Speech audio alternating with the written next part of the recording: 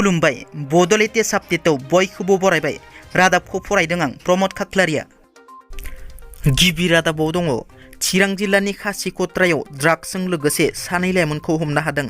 थांनाय मोनाबिलि समाव चिरां जिल्लानि सिडली पुलिस थानानि सिङाव थानाय खासिक'त्रानिफ्राय सानै ड्राग्स लाग्रा आरो जगायग्रा सेंग्राखौ हमदों पुलिसआ। हमजानाय लाइमोन सानैखौ चिरां जिल्लानि सिङाव थानाय रुनिखाता दक्षिणगाव गामिनि गोजोनवारी आरो रुनिखाता आस्राबारि गामिनि हरिसन खाख्लारि होननानै सिनायथिनाय जादों।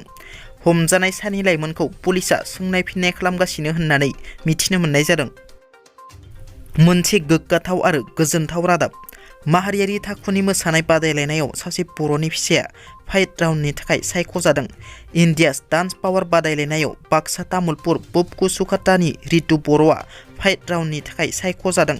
मध्य प्रदेश रायजोनि भोपाल शिवाजी नगरनि सिन्धु भवनाव सोलिबाय थानाय नेशनेल लेभेलनि इन्डियास डान्स पावार बादायलायनायाव सायख'जादों रितु बर'आ। दिनै गुवाहाटीनि मिरु जोबथेसालियाव बारग' एनडिपिफोरनि थाखाय बैसागु फांसन खुंनाय जायो।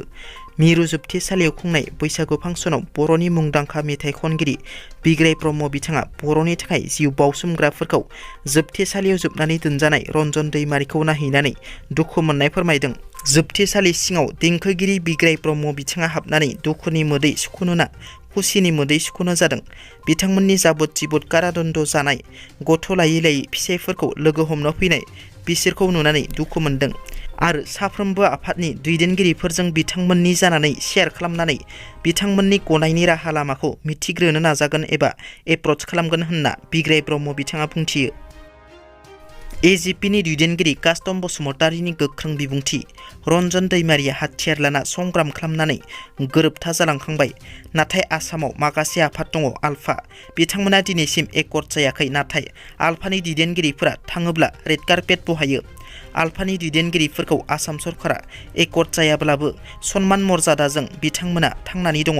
नाथाय जोंनि बर'फोरा हाथियार लाना संग्राम खालामनानै गोरोबथा जालांखांबाय। बिथांमोनाबो बे सनमान मर्यादाखौ मोनगोना मोनाखै।